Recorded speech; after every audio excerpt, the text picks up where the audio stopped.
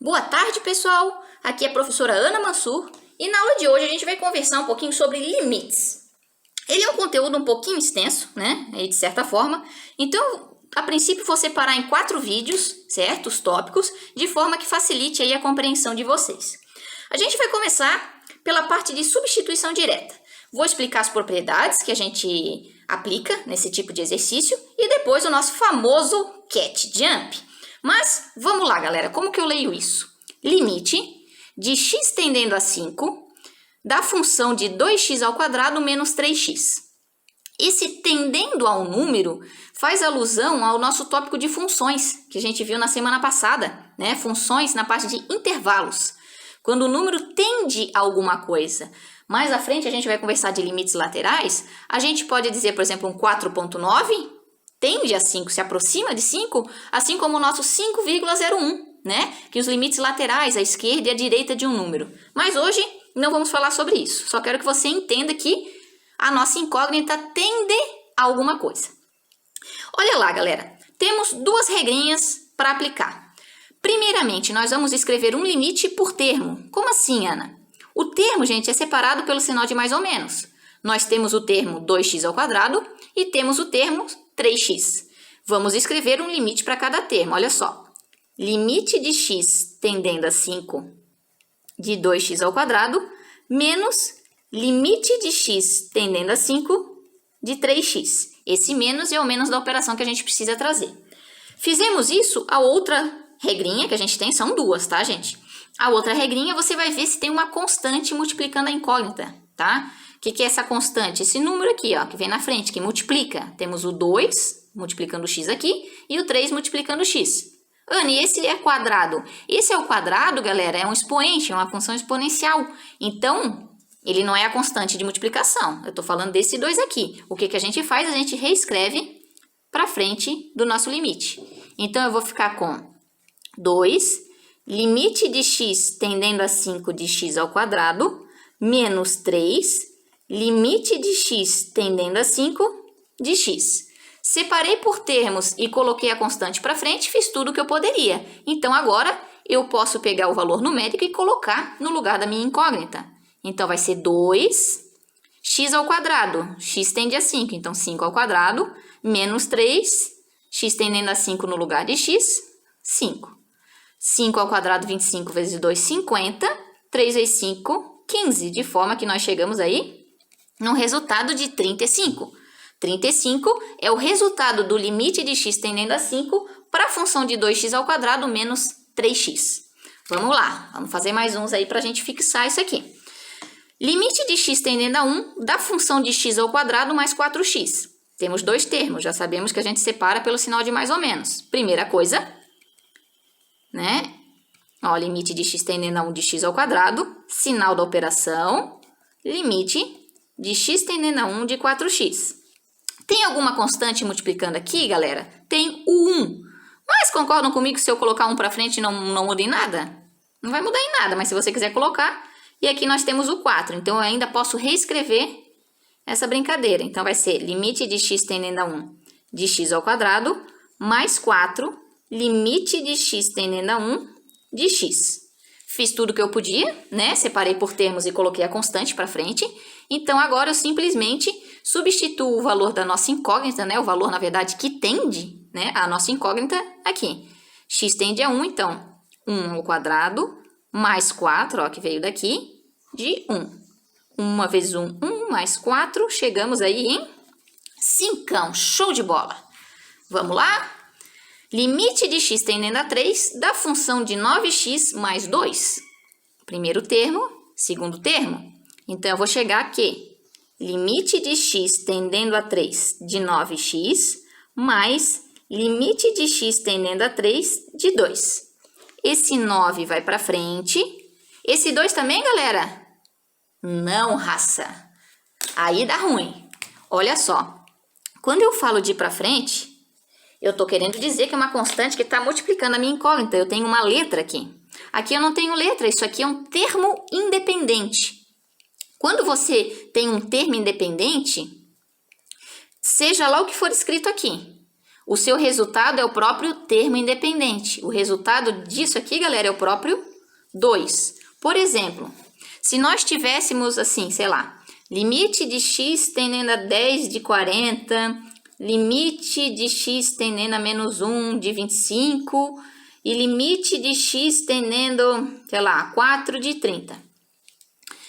Aqui eu tenho uma constante que é um termo independente, diferente desse 9x que ele está acompanhando a minha incógnita. Aqui não. Nesse caso, independente do que está atendendo minha incógnita, o resultado é o próprio termo independente. Então, limite de x tendendo a 10 de 40 é o próprio 40. Limite de x tendendo a menos 1 de 25 é o próprio 25.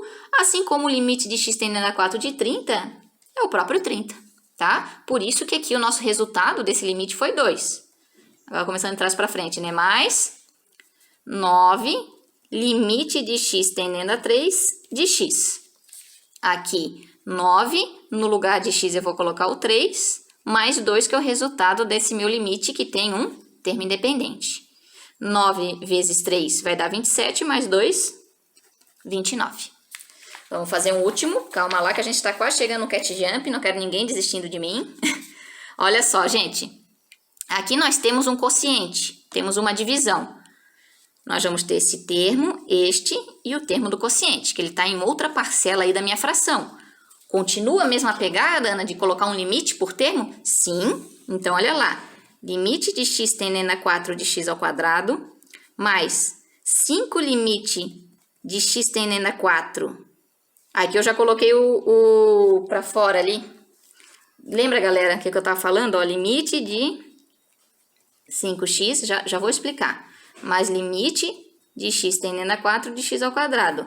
Aqui eu tenho a constante multiplicando a incógnita, então podia ir para frente do nosso limite. Posso reescrever ali, eu já estava colocando direto, mas só aqui abrindo parênteses para que todos entendam.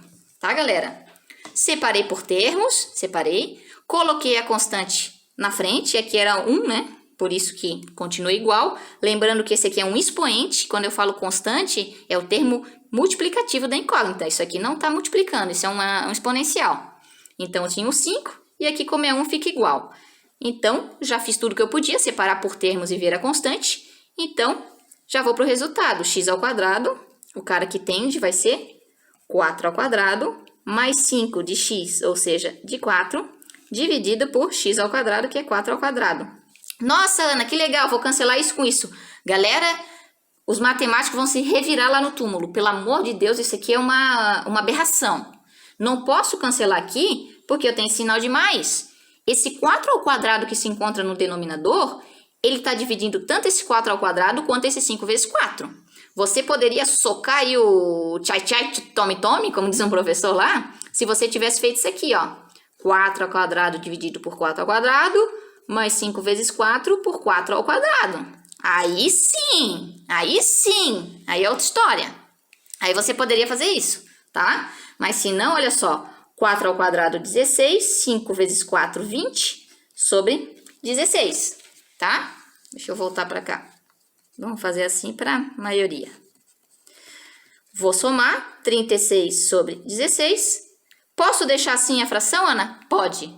Matematicamente perfeito, tá? Mas sempre lembrando que se você vai fazer uma avaliação, alguma coisa assim, e você tem questões de múltipla escolha para assinalar, eles vão sempre colocar a forma mais simplificada da sua fração. Como assim, Ana? Pergunto a você, tem algum número que eu possa dividir tanto 36 quanto 16 e fica ainda um número não quebrado, tipo um número inteiro? Sim, posso dividir por 2, por exemplo. Se eu dividir por 2 em cima, fica com 18, 2 por baixo fica 8. Ah, Ana, ainda dá para dividir. Fica 9 sobre 4, né? Se eu dividir por 2 ainda. Ah, por que você não dividiu por 4 já esse cara aqui? Dá no mesmo, né? Vai dar na mesma coisa, na mesma fração. Então, 9 quartos é o resultado do nosso limite de x tendendo a 4 da função de x ao quadrado mais 5x sobre x ao quadrado. Galera, chegou o cat jump. O que acontece? Em matemática, você não pode ter uma fração cujo o denominador, o carinha que está aqui embaixo, seja zero. Não pode ter isso aqui. Isso aqui, quando acontece isso, você tem uma função indefinida, tá? Isso aqui não pode acontecer. Aí eu lhe pergunto, isso que a gente tem que tomar cuidado. Aqui, galera, a gente tem um denominador? Até tem, só que é 1, né? Por isso que a gente nem escreve. 1 não é 0. Não, Ana, não é 0. Não, claro que não é.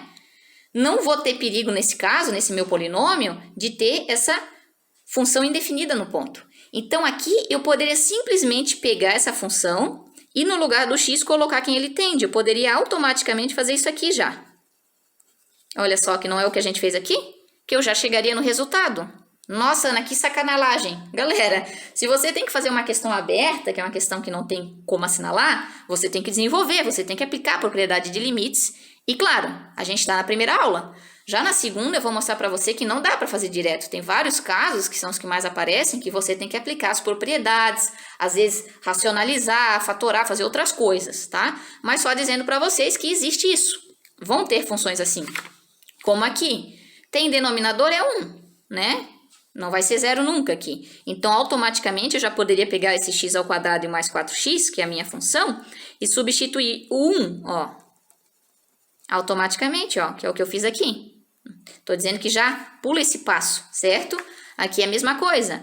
9x mais 2. Não tem como o denominador ser 0, porque eu não tenho uma fração aqui, né? Tem uma fração sobre 1, né? Então, 9 vezes 3 mais 2 já é o que a gente fez aqui. E agora o último, olha só. Ah, Ana, aqui você tem um denominador. Temos o denominador aqui, que é o x ao quadrado. Só que eu pergunto a você, o limite é de x tendendo a 4. 4 ao quadrado nunca vai dar 0 aqui embaixo. Seria 0 se você tivesse, por exemplo, limite de x tendendo a 0. A gente tinha que ver alguma coisa para conseguir resolver, porque senão a função não seria definida para esse ponto, né? Ponto 0. Aqui não tem problema. Então, aqui você simplesmente poderia pegar a função e fazer na hora já a substituição. Você já poderia fazer isso aqui, que é o que a gente fez aqui, né? Tava aqui. Beleza, gente? Espero aí que tenha ficado um pouquinho mais claro para vocês. Na aula seguinte, a gente conversa aí da parte quando a gente tem algo não definido no ponto, o que a gente pode fazer, como que a gente trabalha para conseguir aí a resolução do nosso limite. Galera, grande abraço!